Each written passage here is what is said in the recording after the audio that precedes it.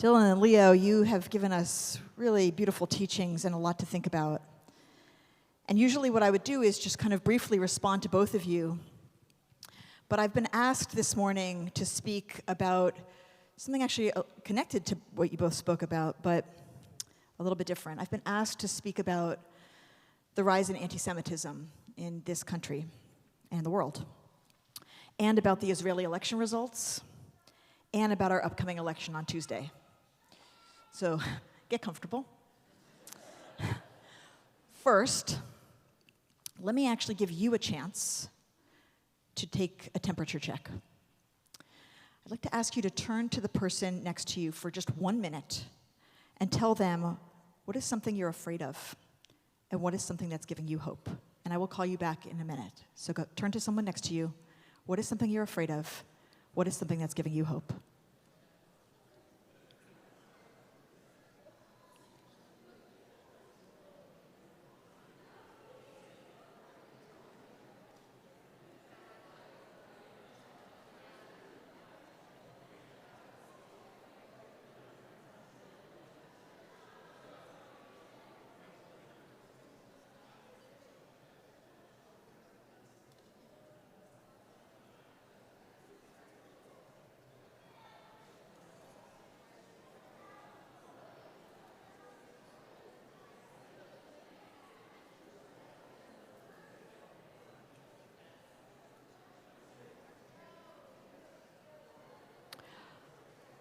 Okay. Thank you for participating. Come on back. Shh. Thank you. When Donald Trump became a candidate for president in June of 2015, I was packing up my house in Los Angeles and just about to move across the country to begin as senior rabbi here at CBE. By the summer of 2016, I was convinced that he would win. However, it was clear that almost no one around here thought that he had a chance. By those high holy days, I felt that I needed to try to convince you to take him seriously. Though I'm not supposed to speak for or against candidates for public office before an election, I decided I had to warn that Donald Trump was an existential threat to democracy in America and to the Jewish people. I was not being partisan. It wasn't about favoring one candidate or party, but it was about trying to defend the very system that we depend upon for our safety and well-being in this country. If you remember the night of the election, people were in abject despair. The day after, in response to widespread requests, we opened our sanctuary for people to come and cry and speak about their fears. 1 week after the election, we again opened our doors to the larger community, and thousands of people came here to organize resistance to the many things that he threatened and that his new administration threatened against immigrants, against Muslims, against Jews, against the free press, against free and fair elections, healthcare, reproductive healthcare, the social safety net, etc. Over the course of that year, 10,000 people participated in 40 working groups here to defend democracy and human rights. I spoke about these issues every week for years, trying to comfort you in your fear, trying to restore your hope. Privately, I was trying to assess the danger to Jews. I formed a group with colleagues to read and talk with experts. I didn't want to alarm anyone. I didn't want to cause panic, but I also wanted to be clear-eyed. One night in December of 2016, I sat with friends to make a list of the signs of danger that we have learned from our history. We were concerned that as the country changed, things that were shocking to us in 2016 might become normal to us by 2019 or 2022. And we might become desensitized and then fail to accurately see the threat to our people. The items on the list were color-coded: yellow, orange, and red. Our list was remarkably prescient.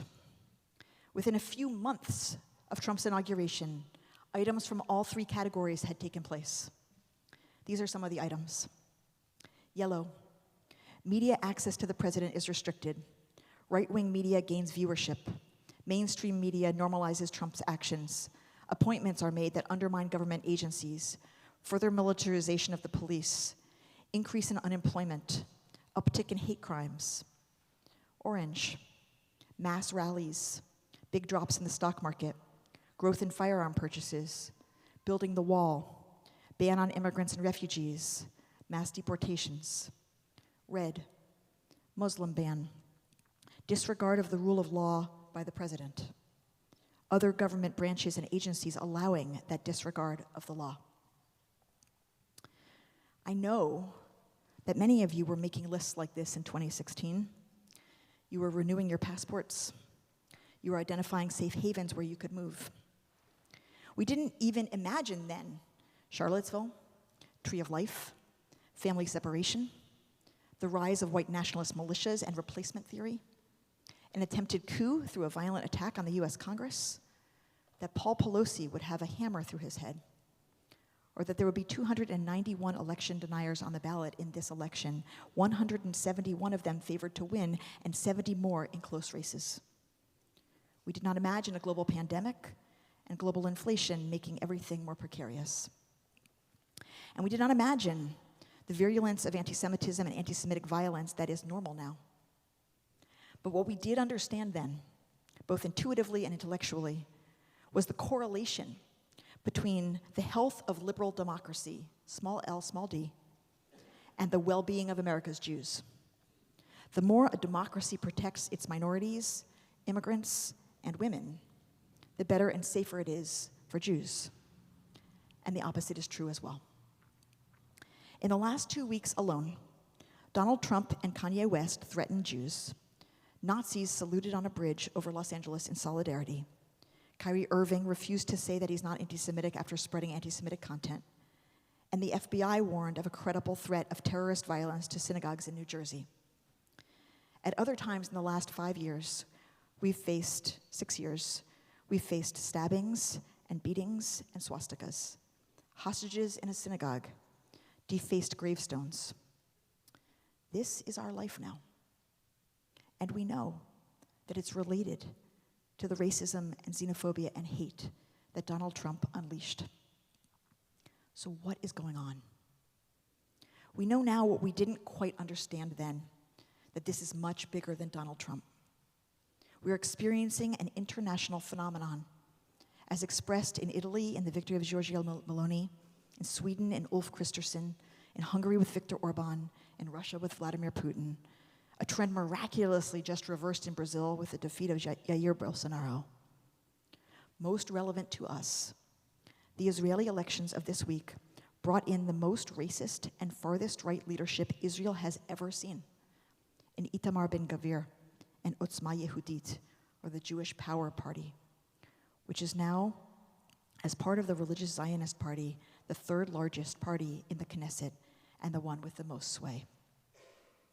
As our member Joanne Mort writes in the New Republic, famously known for his youthful embrace of Meir Kahane and Baruch Goldstein, who murdered 25 worshipers in a mosque in Hebron in 1994, Ben-Gvir is the hideous face of a festering 55-year-old occupation. A leader of feral hard-right activists, he once bragged of pulling a front piece off then Prime Minister Yitzhak Rabin's car, adding to the incitement that led to Rabin's murder. Significant violence, Mort writes, in the West Bank and East Jerusalem is inevitable as settlers take back control of the levers of government. While liberal Israeli Jews ignored the occupation, she writes, extremist settlers like Ben-Gvir were planning their takeover not only of Hebron, where he lives, but of secular, free-flowing Tel Aviv as well. The occupation has smashed straight into the Tel Aviv beachfront. It is bad. But like we are doing here, there are many Israelis and Palestinians working for a better future, for an end to the occupation and for an equitable, diverse, and inclusive society. They will not give up, and we will not give up on them. And when we hear anti-Semitism in the guise of anti-Israel rhetoric, I'm not talking about political critique. I'm not talking about legitimate, valid, warranted critique. But Israel as a stand-in or metonymy for all Jews, Israel as uniquely and irredeemably evil, we must interrupt and name that anti-Semitism. Our teens and college students need support navigating this nuanced and tricky terrain. This is something we provide at CBE, but we could do better. Periodically, a kind of authoritarian, nationalist, fascist insanity grips many countries in the world simultaneously. It happened 90 years ago, and it's happening again now. It's in response to destabilization, whether by war, mass migration, depression, or inflation, added in this country to the long-term effects of unfettered capital and extreme inequality, toxic meritocracy, changing demographics and the challenge to white supremacy, and changing gender roles. People are anxious, they're afraid, they're angry, they're suffering, and they are vulnerable to populist messages. They are looking for someone to blame, and when people are looking for someone to blame, we tend to be high up on that list. But this is not a moment to panic. I am not panicking, and I do not think you should panic either. Panic is not helpful. And moreover, history does not actually exactly repeat itself. As Mark Twain said, history rhymes. There are clear resonances between this period and the interwar period of the previous century, but there are also important and meaningful differences. It is true that according to the ADL, anti-Semitic incidents are at the highest point of any time in the last 40 years and have tripled since 2015. Despite this, the Jewish people in America are thriving more than any Jewish population in any country at any time in history. In a recent book called Awakening, Rabbi Josh Stanton and Ben Spratt summarize a number of surveys of the American Jewish experience. They report that the number of Americans who identify as Jewish is growing rapidly, from 5 million to 7.5 million since 1990. More non-Jews are marrying Jews, literally loving and becoming family with Jews, than ever before. And we are seeing a national surge in conversions to Judaism. It is also true that Jews hold more wealth, access, and power in America than in any diaspora community in the past 3,000 years. And multiple national surveys over the past decade report that American Jews are consistently the best liked and most well-respected religious community in the United States. The danger out there is real, but so is the protection. There was a fascist Nazi movement in this country 80 years ago that sought to take over power through violent means. Rachel Maddow is currently telling the story of that in her new podcast, Ultra. 80 years ago, anti-Semitism was mainstream in America, and intermarriage was unusual and discouraged. American Jews are in a significantly stronger place now. That movement was stopped then, and I believe we can stop such forces now. So what do? Obviously, we vote. One thing we learned painfully from the Trump administration is that just because someone is Jewish does not mean they're good for the Jewish people, for our safety or well-being. The Trump administration was full of Jews, including his family, but nothing has so endangered us in our lifetimes as his administration and the movements it unleashed. We have to actually look at what candidates stand for. And it has been proven that those who stand up for minorities, for immigrants, for women, and for the right of Israel to exist create the best conditions for Jewish safety and well-being. So we vote and ensure that everyone we know does the same. We work to defend this election and to protect the next one. We invest in civic education. We re-embrace politics and the language of politics, for politics is the nonviolent way to negotiate differences. We invest in access to the ballot and ultimately in campaign finance reform. We invest in state legislatures and down-ballot candidates over the long term. In addition, we, in particular, need to understand anti-Semitism. Just because we're Jewish does not mean we understand it. It is confusing. It comes from all parts of the society and the world, from the right and the left, from the bottom and the top. Many people around us do not take it seriously because it is cyclical, and for much of the cycle, it is underground and quiet. and we are often successful and thriving. For thousands of years, everywhere we've lived, we have been in a middle position between the powerful and the powerless, given access to status and wealth and success. And the more we've succeeded, the more vulnerable we have become, because it is our very success that has been used against us, used as evidence that we are dangerous and secretly in control. And when there is a crisis, and those in power and those who are powerless both need someone to blame, we are frequently that target. I'm going to admit something. 20 years ago, even 10 years ago, the people who talked about anti-Semitism a lot seemed to me to be hypersensitive, overreactive, replaying old trauma in new situations, and prioritizing anti-Jewish slights over the oppression of other groups of people. I no longer feel that way. It is easy to underestimate anti-Semitism because it is easy to underestimate the power of words. But we now have seen that words are extremely dangerous because words turn into actions. We need to understand that the crazy conspiracy theories about us are not arbitrary, and they are not inevitable. They come from specific times in history and from people with specific agendas. We need to learn the origin and development of the lies that are told about us so that we can understand what is happening to us now and can teach others why it matters. It matters not only for our own well-being, which of course is vitally important, but it also matters because history teaches that when we get attacked, there's danger for everyone. Last year, we here at CBE began to read the book Anti-Judaism by David Nierenberg as a community. It teaches the history of the ideas of anti-Semitism. When we can see how and why something started, it loses its power over us. We are going to continue to read this book together on Shabbat after services, starting in a couple of weeks. Buy it now.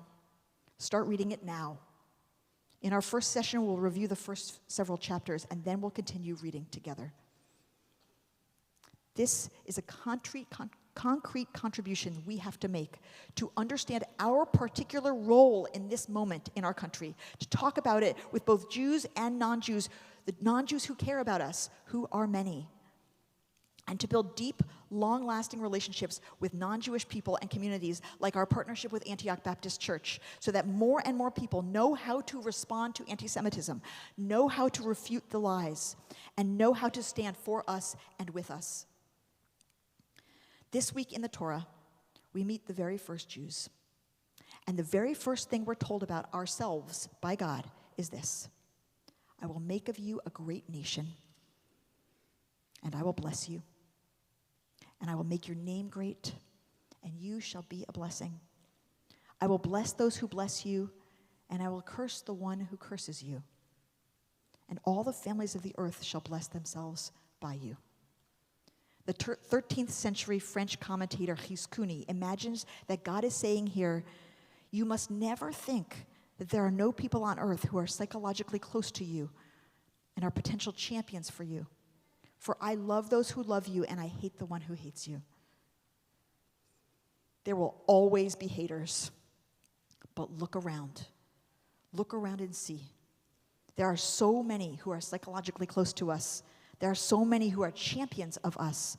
There are so many who love us and whom we love. Let us save and build the liberal democracy of equity, diversity, and inclusion that we all deserve. And as you taught us, Dylan, we should always care about our family. And as you taught us, Leo, when it comes down to it, we are proud to belong to a people, to a nation, to a tribe. We are part of a community, the family of Abraham and Sarah. Shabbat Shalom.